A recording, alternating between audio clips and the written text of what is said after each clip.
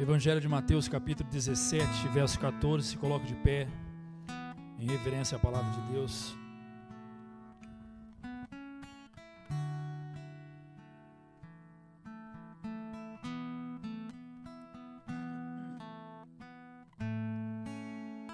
Aleluia. Nós vamos ler até o versículo 21.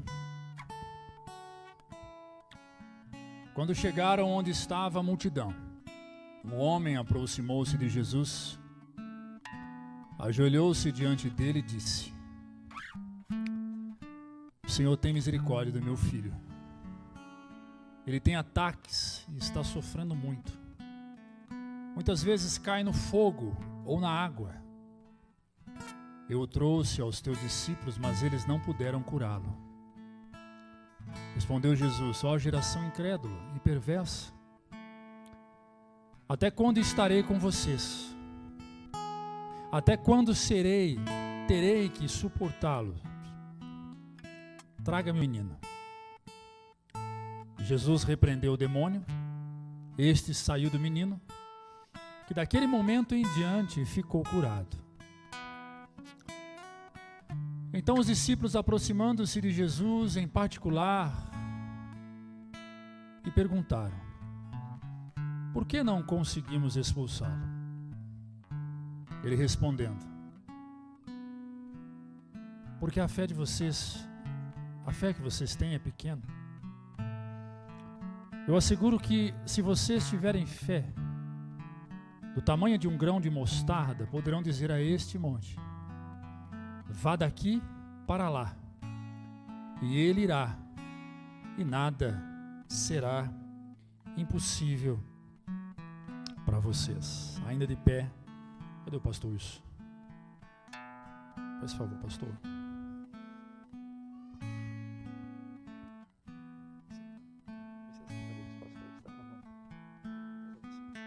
Senhor Deus e Pai, derrama, Senhor, a Tua glória, Senhor, o Teu poder na vida, Senhor, do pastor William, ó Deus, que trará a Sua palavra, Senhor, nesta noite. Usa como o Senhor tem feito até aqui, ó Deus. Continue falando, Senhor, no coração do Teu Filho, ó Pai, e que nós recebemos, ó Deus, a Tua palavra, que possa ficar guardada, Senhor, em nosso coração nesta noite, em nome de Jesus. Amém. Amém, pode se sentar. Glória a Deus.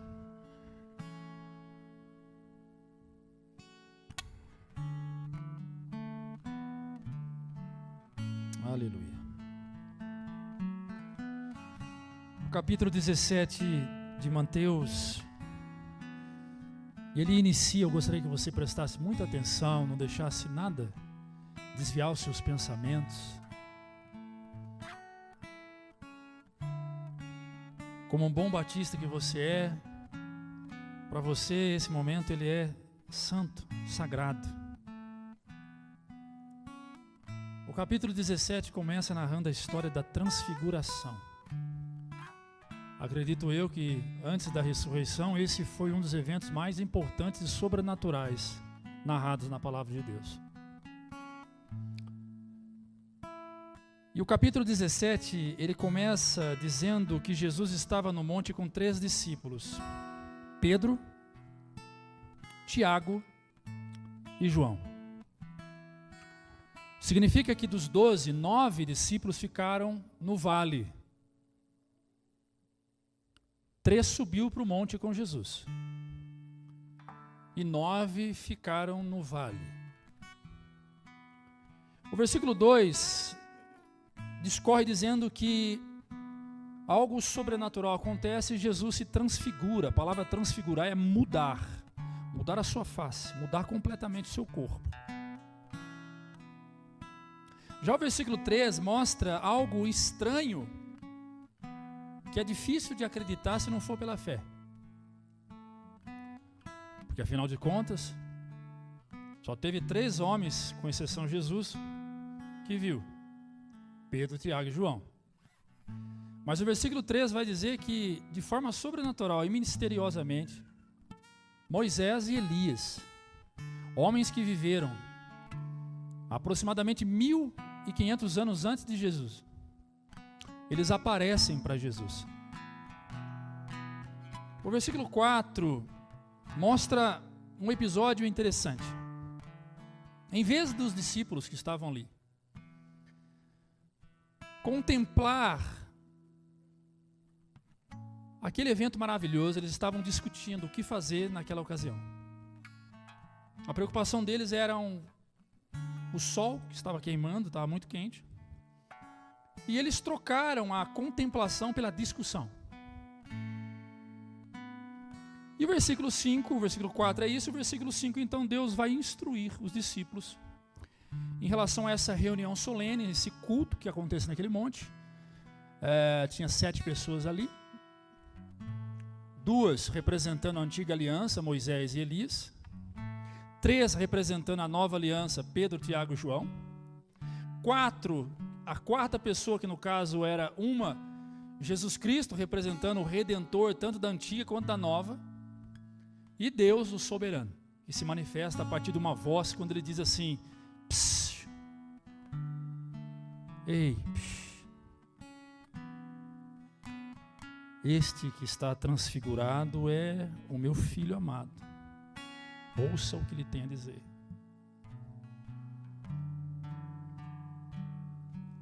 E aí o versículo 9, eles descem o monte. E é dessa descida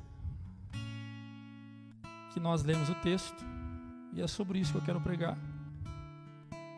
E eu quero fazer uma pergunta para você que assiste em casa: qual é o tamanho da sua fé? Você pode perguntar para essa pessoa que está do seu lado: qual é o tamanho da sua fé?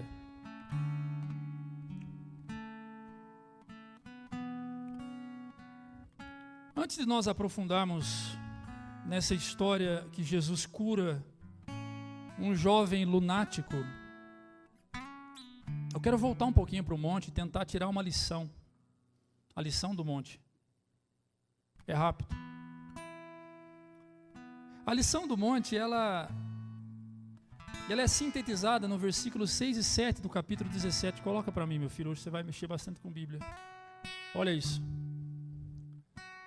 Ouvindo isto, os discípulos prostraram-se com o rosto em terra e ficaram aterrorizados. Em algumas outras versões é medo. Mas Jesus se aproximou, tocou neles e disse: levanta-se, não tenham medo. Se você parar para pensar, esta não é a primeira vez que esses caras tiveram medo do sobrenatural. Quando Jesus aparece de forma sobrenatural no mar, andando sobre as águas,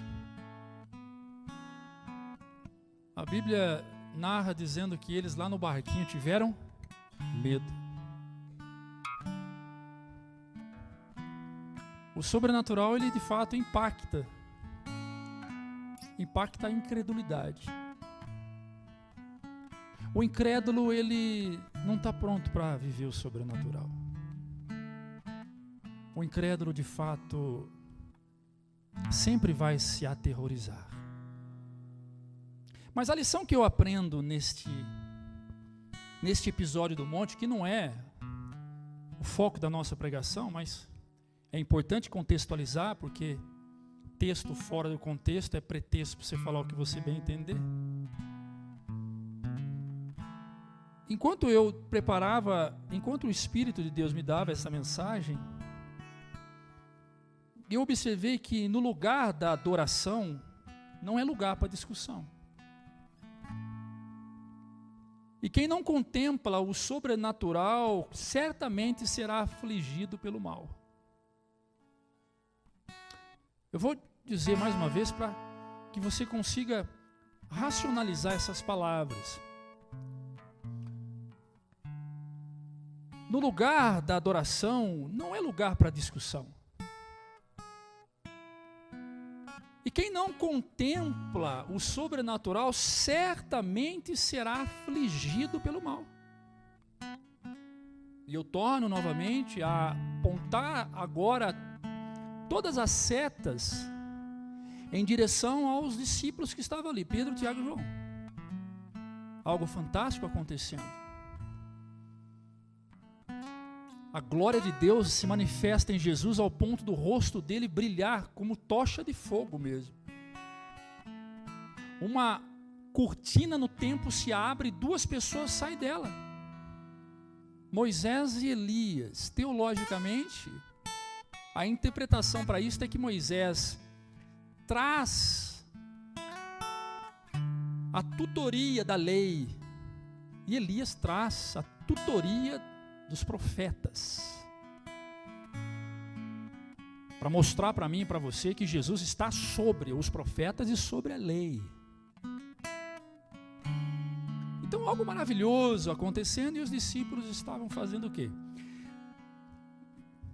Vamos tentar fazer aqui uma tenda, porque o sol está quente, a gente faz 3 tendas e coloca Jesus debaixo delas. Esta é a preocupação deles, versículo 4. Coloca aí para mim, filho. Olha o que diz o texto. Pedro disse a Jesus: Senhor, é bom estarmos aqui. Se quiser, podemos fazer aqui 3 tendas. Uma para ti, uma para Moisés e uma para Elias. Então veja que não foi um sonho que eles tiveram. Não foi algo que falaram para eles, eles viram. É real. Isso foi real. Então, no lugar da adoração, não é lugar para ficar discutindo, não é lugar para ficar perdendo tempo com qualquer outra coisa. O lugar da adoração é lugar de contemplação. Lugar da adoração é lugar de você contemplar a glória do Pai. Tem uma canção, Gustavo sabe cantar, já cantou algumas vezes, que remonta à adoração no velho templo, no antigo templo. É uma canção que nos reporta lá para a antiga aliança. Mas a letra dessa canção, ela tem uma profundidade de contemplação, porque ela diz assim: quem já pisou nos santos dos santos, em outro lugar, não sabes viver, e onde estiver, clamar pela glória.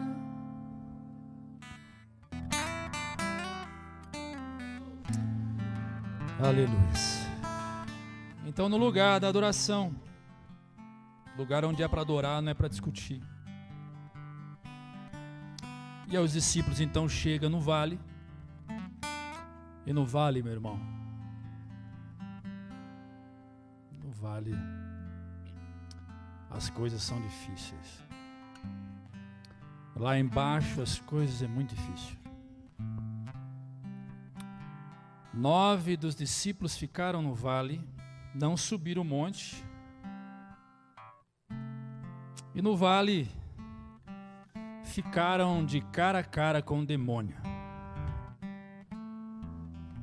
Não tiveram poder espiritual, sem fé, e não conseguiram socorrer um pai de família aflito. Um homem que via o seu filho vivendo o cativeiro de Satanás e gritando por socorro. Eles não conseguiram socorrer esse homem. E Jesus é surpreendido por um homem que sai do meio da multidão. Quando Jesus chega, ele é surpreendido por um homem que sai do meio da multidão. Lembrando que esse texto, ele é narrado por Mateus, Marcos e Lucas. Os 3 narram essa história. O evangelho sinóptico, a história é contada 3 vezes, de ângulos diferentes. Então os escritores, eles vão narrar essa história e cada um acrescenta alguma coisa a mais, porque a visão é mais ampla do ângulo que eles viram. Então, Mateus vai narrar, e nós lemos o texto, vamos ler de novo, versículo 14 ao 16, o que acontece aqui. Quando chegaram onde estava a multidão, observe que tinha uma multidão lá embaixo. Um homem aproximou-se de Jesus, ajoelhou diante de Jesus e disse: Senhor, tem misericórdia do meu filho. Ele tem ataques, está sofrendo muito. Muitas vezes cai no fogo ou na água. Agora veja, eu trouxe aos teus discípulos, mas eles não puderam curá-lo. Se nós aplicarmos esse texto para os dias de hoje, esse texto ficaria assim. Volta, o último versículo. Eu trouxe a sua igreja, mas eles não puderam curá-lo.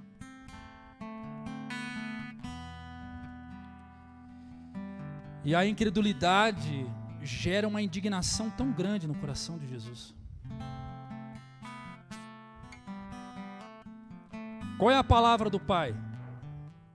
Eu trouxe aos teus discípulos e eles não puderam curá-lo. E qual é a palavra de Jesus? Versículo 17. Ó geração incrédula e perversa, até quando estareis com vocês? Até quando terei que suportá-los? E essa geração incrédula não é uma referência aos discípulos ou às pessoas que estavam ali.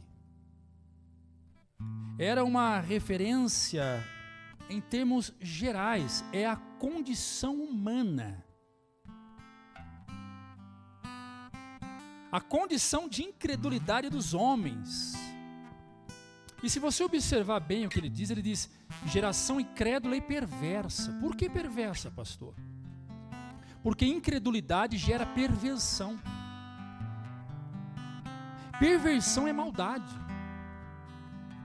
Perversão é um estado de alma decadente. O perverso, ele é incapaz de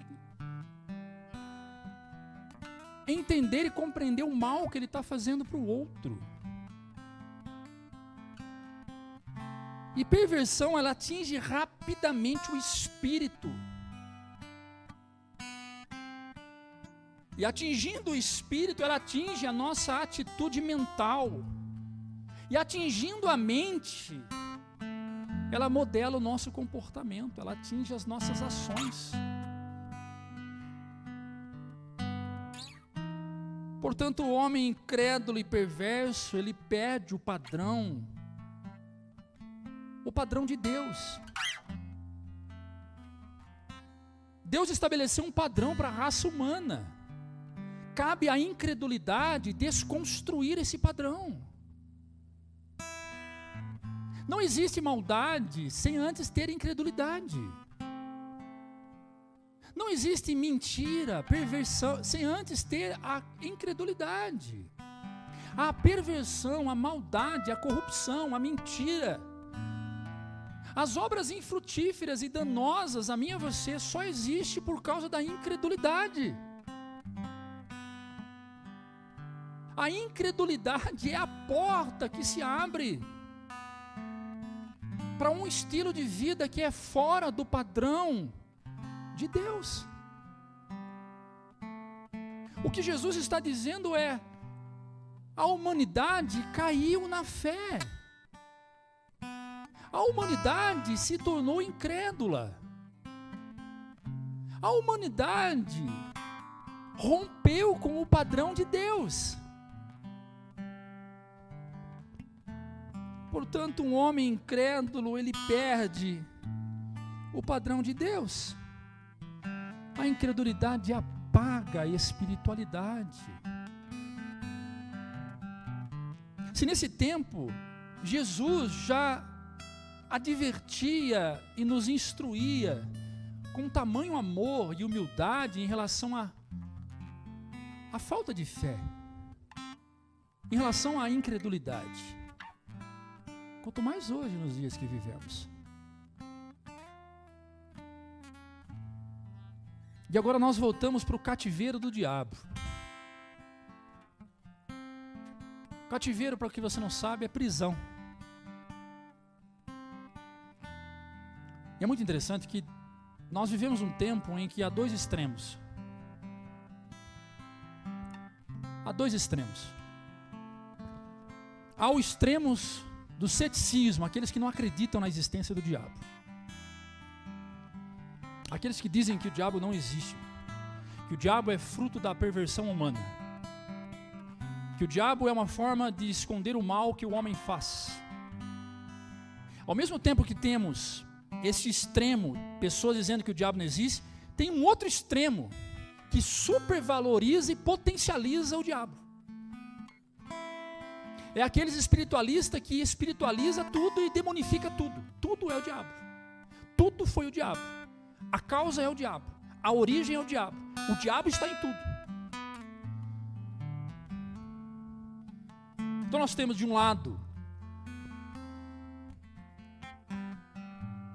gente que diminui ao ponto de dizer que o diabo não existe, e crentes que potencializam e aumentam, levando o diabo em patamares que ele não deve estar. Principalmente os defensores da batalha espiritual. Eles são campeões em fazer isso. Tanto um quanto o outro estão errados. Mas uma coisa é certa: o diabo existe. Ele tem as suas formas de agir. E a tendência é o diabo conduzir o homem a partir da incredulidade a um cativeiro. E é lá no cativeiro que ele consegue idealizar e realizar os seus planos, os seus projetos na vida do homem. Voltamos para as Escrituras e vamos conhecer este cativeiro que aflige uma família. Versículo 17. Eu quero ler com você o texto de Marcos. Vai para mim, Marcos 9:17. É a mesma narrativa de um ângulo diferente. Um homem no meio da multidão respondeu: mestre, eu trouxe o meu filho que está com um espírito que o impede de falar. 18. Onde quer que esse espírito apanhe, jogam no chão. Ele espuma pela boca, range os dentes e fica rígido. Esta é a visão, esta é a leitura do cativeiro em que esta família está passando. Porque o sofrimento aqui não é só do filho que está endemoniado. O sofrimento aqui é da família toda. Agora veja Lucas narrando, Lucas 9:39. Um espírito domina, palavra do Pai. De repente ele grita, lança-o em convulsões e faz espumar. Quase nunca o abandona e o está destruindo. Nós estamos diante de um pai desesperado. O diabo invadiu o seu lar e está destruindo a sua família. Há muita dor aqui. Há muito sofrimento aqui. Há muito choro aqui. O jovem está possuído por uma casta de demônios.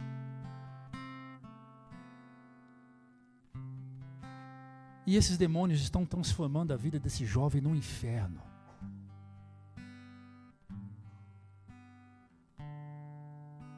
Igual a esse jovem, há muitas famílias em nossos dias que sofrem cativeiros, sofrem no cativeiro. E eu pergunto, como a igreja está diante desta situação? Como igreja, o que fazemos diante disso? Você não precisa responder para mim. E você não precisa transferir isso para mim, como se fosse responsabilidade só minha, ou só desses homens que estão sentados ali.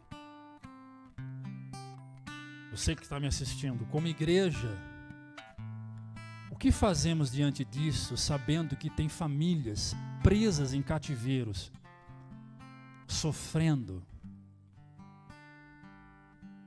Você acha que se você colocar um saco de arroz debaixo do braço e visitar essa família, você resolve o problema dela? Você acha que saco de arroz e cesta básica expulsa demônio?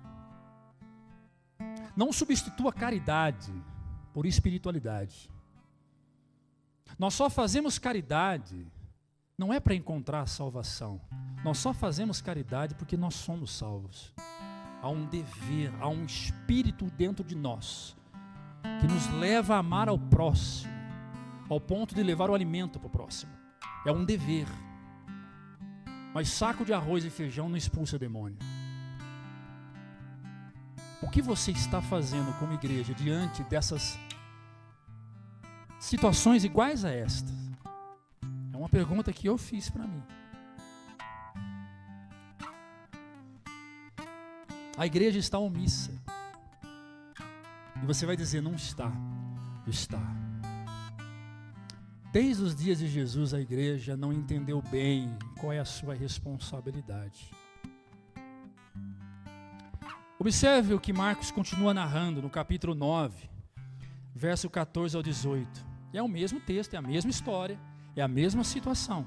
9, 14 ao 18. Quando chegaram onde estavam os outros discípulos. Observa, quando chegaram, é uma referência que Jesus chegou do monte. Quando chegaram onde estavam os outros discípulos, viram uma grande multidão. Quem viu aí foi Jesus, Pedro, Tiago e João. Viram uma grande multidão ao redor deles, os mestres da lei, discutindo com eles. Opa, volta. Eu acho que eu já vi esse episódio antes. Eu acho que eu já vi esse episódio acontecendo lá no monte. Agora mudou as pessoas, mas a cena se repete. Viram uma grande multidão ao redor deles. Deles quem? Dos 9 que estavam ali. Dos 9 discípulos da igreja do Senhor. E os mestres da lei estavam discutindo com eles. Com eles quem? Com os discípulos. Lembrando que ali tinha um homem que gritava por socorro. Ali tinha uma família que gritava desesperados por socorro. E o texto diz que em vez deles se atentarem para a família, eles estavam discutindo com outras pessoas sobre a lei. Continua o texto. Logo que todo o povo viu Jesus, ficou muito surpreso e correram para saudá-lo. Versículo 17. Perguntou Jesus. Não, desculpa. 16. Perguntou Jesus. O que vocês estão discutindo?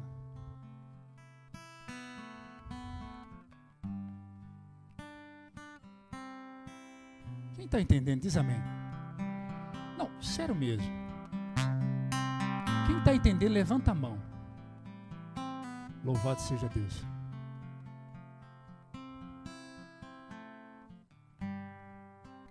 Versículo 17. Um homem no meio da multidão respondeu: Mestre, eu trouxe meu filho que está com o espírito que impede de falar. Versículo 18. Onde quer que ele apanha, joga no chão, ele espuma pela boca. Nós já lemos, range o dente, fica rígido. Eu pedi aos teus discípulos que expulsasse o espírito demoníaco que estava no meu filho, mas eles não conseguiram porque eles estavam discutindo com os homens da lei.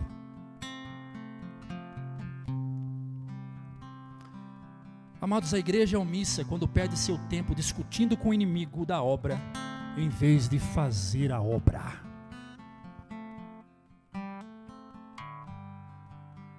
Eu vou repetir. A igreja é omissa quando perde o seu tempo discutindo com o inimigo da obra, em vez de fazer a obra.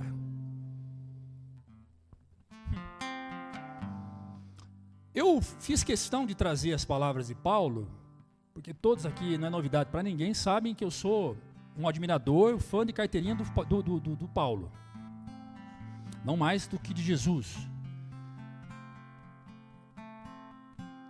Mas eu vou trazer 3 palavras de Paulo sobre isto. O primeiro é uma palavra que ele dá para o seu filho Tito. Tito capítulo 3, verso 9. Observe o que ele diz para Tito. Capítulo 3, verso 9. Evite, porém, controvérsias tolas, genealogia, discussão e contenda a respeito da lei, porque essas coisas são inúteis, sem valor. O que Paulo está dizendo para o seu discípulo? Filho, vem cá, não perde o seu tempo discutindo. Não perde o seu tempo com lorota, com coisa que não vai levar a lugar algum. Agora ele vai dar a mesma recomendação para Timóteo. 2 Timóteo capítulo 2, verso 23 e 24. Observe o que ele diz ao seu filho Timóteo. 2 Timóteo 2, 23 a 24. Timóteo, evite as controvérsias tolas e inúteis, pois você sabe que acabam em briga. Timóteo, ao servo do Senhor não convém ficar discutindo, ficar brigando, não. Seja amável para com todos, apto para ensinar, paciente. Enquanto muitos estão assolados e afligidos pelo inferno, a igreja está se omitindo por se envolver em questões tolas e inúteis. Prova é o que nós vimos agora. E ainda estamos vendo.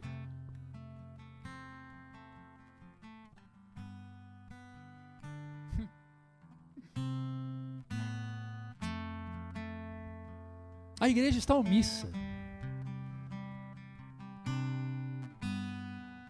A igreja está muito omissa.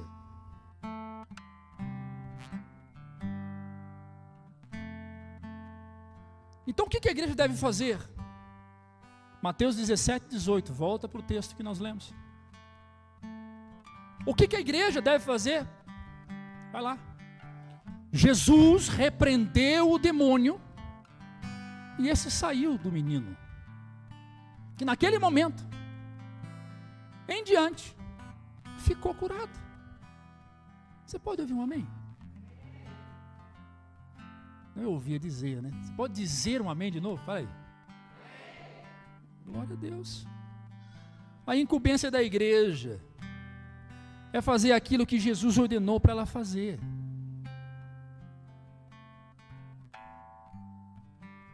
O texto deixa claro, mas para ficar pedagogicamente, de forma pedagógica, na sua alma, eu quero relembrar o que Jesus deixou claro para a igreja.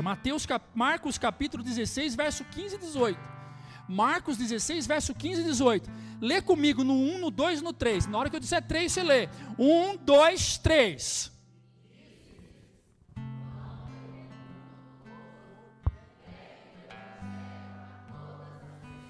(16)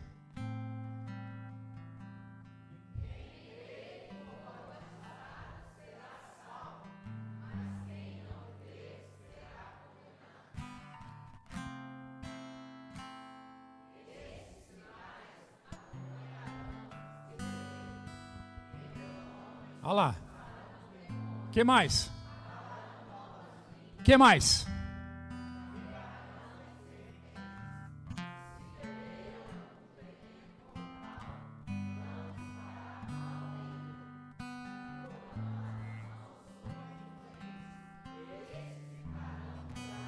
Vamos repetir. É muita coisa para a igreja, é de graça. Todo mundo pode fazer isso. É só crer, é só ter fé. Mas vamos repetir a última parte. A penúltima parte, a partir do imporão. 1, 2, 3.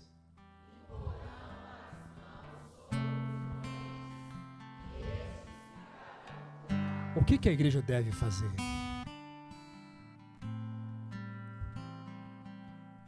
Exatamente.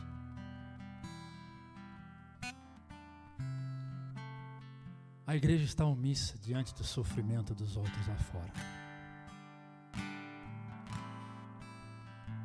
Eu quero citar outro texto para ficar claro o que a igreja deve fazer. Mateus 10, do 7 ao 8. No 3. 1, 2, 3.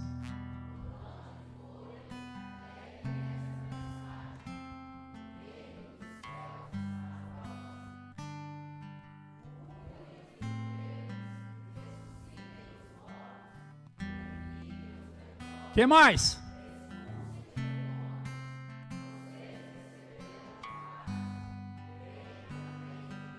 Quem entendeu qual é o propósito da igreja, aplaude ao Senhor Jesus.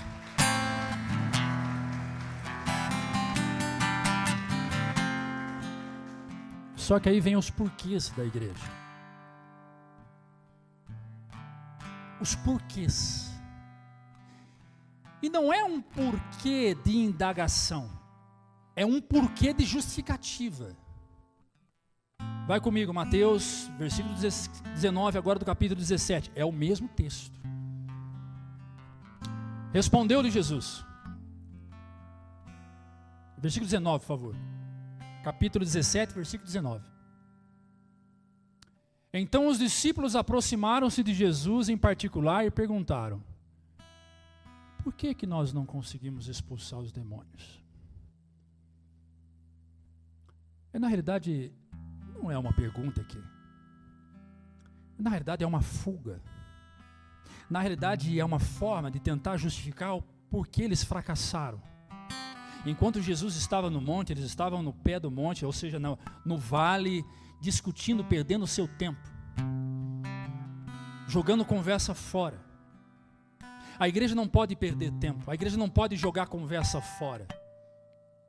A igreja, ela é portadora de um direito, todos esses que nós lemos para trás. Foi dado para a igreja, não foi dado para mais ninguém, só para a igreja. E aí nós vamos uma lista, porque sempre tem argumentos preciosos diante do fracasso. E ele é usado, esse porquê, ele é usado como instrumento de justificativa e não de resposta. Por que orar? Por que orar? Por que jejuar? Por que participar de todos os cultos? Por que vir na escola bíblica? Por que ofertar e dizimar? Por quê? Por que colaborar? Por que discipular e ganhar almas? Por que isso tudo? Vocês observaram que esses porquês sempre está à disposição para a igreja justificar o seu fracasso. Por que ir para uma reunião de célula? Por que ir para uma escola bíblica? Por que ir visitar alguém? Por que ir levar ceia para quem não veio? Por que ir? Por quê? Por que eu tenho que frequentar todos os cultos? Um culto por semana tá bom. Pasme, não vou pedir para levantar a mão não. Pasme.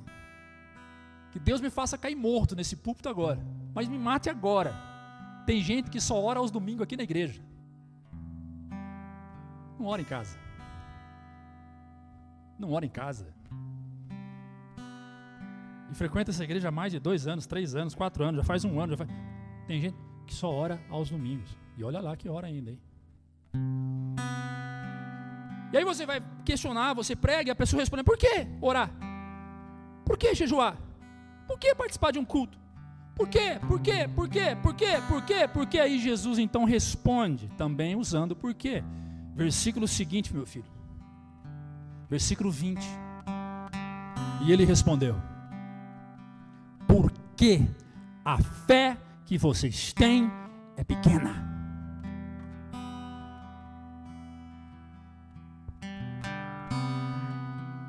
Só que esta palavra pequena não é a fé pequena que ele vai expor do tamanho de um grão de mostarda, que no final ele aponta como suficiente. É uma fé pequena que aponta para a inutilidade, ou seja, é uma fé inútil. É uma fé inútil.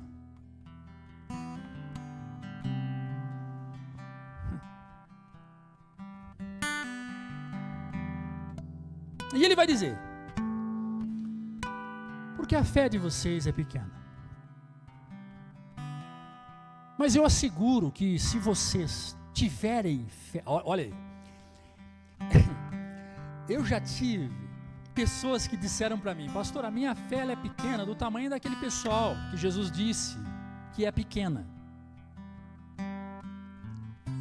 Há dois tipos de fé pequena nesse texto. Uma extremamente minúscula em tamanho, na visão humana, mas gigantesca na visão espiritual. E outra extremamente minúscula na visão humana e insignificante na visão espiritual. Então Jesus ele vai dar uma afirmação em relação a essa fé pequena, que já que você precisa enxergar algo e visualizar algo, então vou te dar referência. Eu asseguro que se vocês tiverem fé no tamanho de um grão de mostarda, quem já viu o grão de mostarda? Já? É pequenininho. Some na palma da mão, principalmente na minha mão. Essa mão desse tamanho aqui, some. Olha o que ele diz: poderão dizer a este monte aqui, esse texto em especial, poderão dizer a este monte, é uma expressão proverbial que usava-se muito naquele tempo. Poderão dizer para esse monte: vá daqui para lá, e ele irá, e nada será impossível para você. O monte aqui significa esta pequena fé do tamanho de um grão de mostarda é capaz de remover qualquer tipo de obstáculo que estiver no seu caminho. Você pode dar um amém, você pode aplaudir Jesus.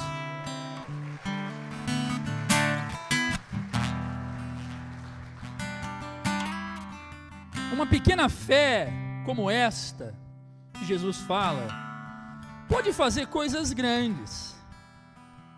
Mas uma fé maior ainda, maior que esta, pode fazer coisas muito maiores ainda. Aleluia, é isso que você precisa compreender. E a fé ela é fortalecida pela oração e pelo sacrifício. Oração e sacrifício. Sacrifício nesse sentido grego significa esforço. Não há vitória sem esforço. Não há vitória sem esforço. É muito difícil, mas é possível. É muito difícil se posicionar como igreja em tempos de corrupção e de queda, mas é possível.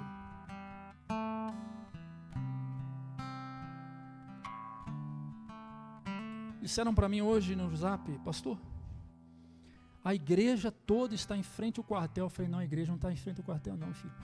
Não está sim, a igreja está lá, os pastores estão lá, estão todos em frente aos quartéis. Eu falei: não, a igreja não está em frente ao quartel, não tem nenhuma igreja lá, filho. Mas os pastores estão lá, os irmãos em Cristo estão lá, a igreja está lá. Eu falei: não, ela não está lá. Aí não está lá, filho. Quem está lá são os cidadãos brasileiros lutando pelos seus direitos, não é a igreja. Responde isso, pastor: por que não é a igreja? Porque a Bíblia diz que aonde houver 2 ou 3 reunidos em meu nome, ali eu estarei no meio deles. Aleluia. Igreja é aquela que se reúne no nome de Jesus.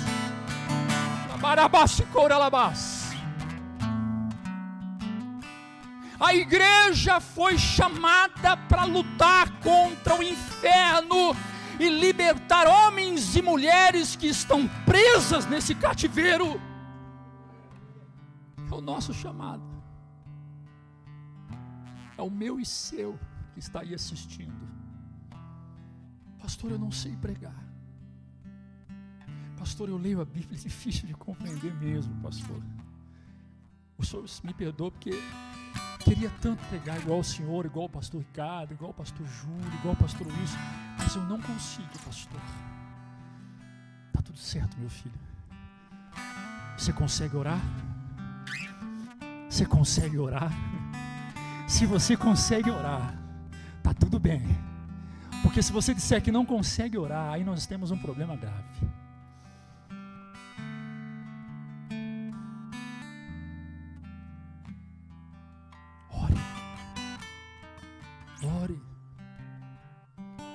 Ore, abra sua boca e ore, seja profeta sobre a sua família, seja profeta sobre a sua casa, seja profeta sobre o seu trabalho, na vida do seu chefe. Você não sabe que palavras usar para o teu chefe, porque o teu chefe é tão alinhado, ele é tão rebuscado em palavras, e você sente dificuldade de chegar até ele. Ore por ele, deixe que o Espírito Santo, o missionário dos missionários, trabalhe no coração dele. Ore por eles. De repente uma amiga sua chega e fala: olha, meu filho está usando droga, vai lá dar uma palavra para ele. Você diz: olha, a palavra não consigo dar, porque de fato eu tenho dificuldade com palavras, mas eu posso fazer algo por ele. Ele falou: o quê? Eu posso ir lá orar por ele. Você deixa? Ela fala: deixa. Vai lá e mete a mão na cabeça dele e ora por ele. Profetiza cura sobre ele, libertação. Pastor, mas se não acontecer, não tem problema, não é responsabilidade sua, é do Senhor. Coloca a sua fé em prática, ore.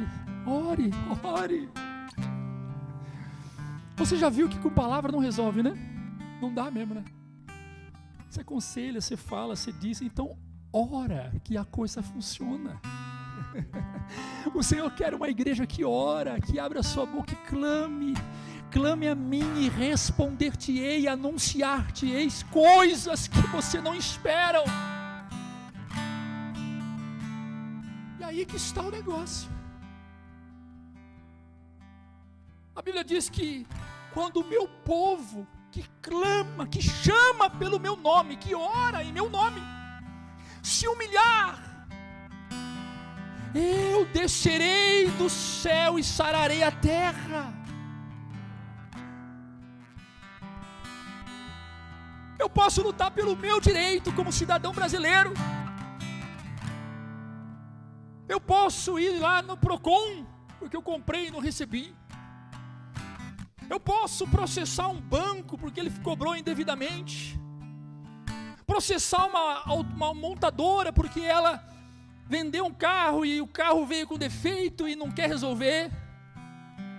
Eu posso fazer uso dos meus direitos. O que eu não posso é tentar substituir esses direitos, correlacionar esses direitos que não pertencem à igreja do Senhor, que é um direito meu e seu exclusivo para se viver aqui na terra, e mais nada. O que eu não posso é correlacionar isto, pegar isto e substituir isto por uma ação da igreja. A igreja não foi chamada para ir em balcão de Procon. A igreja não foi chamada para processar montadora, processar banco.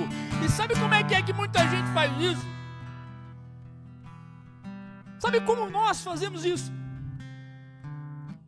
É abrindo mão dos nossos direitos aqui na terra e possuindo os direitos espirituais, sem entender que os direitos espirituais se usam em regiões espirituais, em terras espirituais, com inimigos espirituais.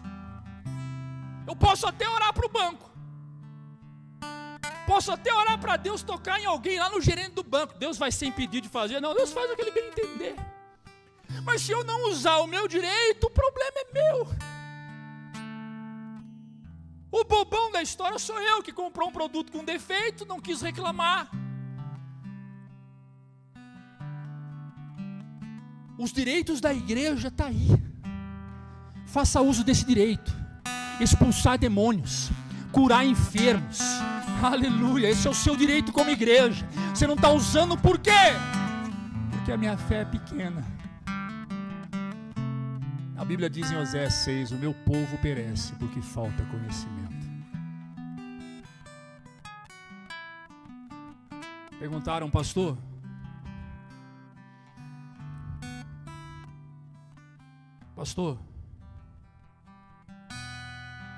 estou tentando formular aqui a forma que eu trago isso. Pastor, alguém morreu e alguém está doente, prestes a morrer. O que é mais fácil para o Senhor? Sarar o doente ou curar ou ressuscitar o morto? Eu disse as duas coisas. As duas coisas é mais fácil. E aí eu devolvi com pergunta: o que é mais fácil para mim e para você? Curar o doente ou ressuscitar o morto? Aí ele disse, pela fé, as duas coisas. Eu falei, não, você está enganado. O mais fácil para nós é curar o doente. Existe prognóstico, diagnóstico e medicamento e tratamento.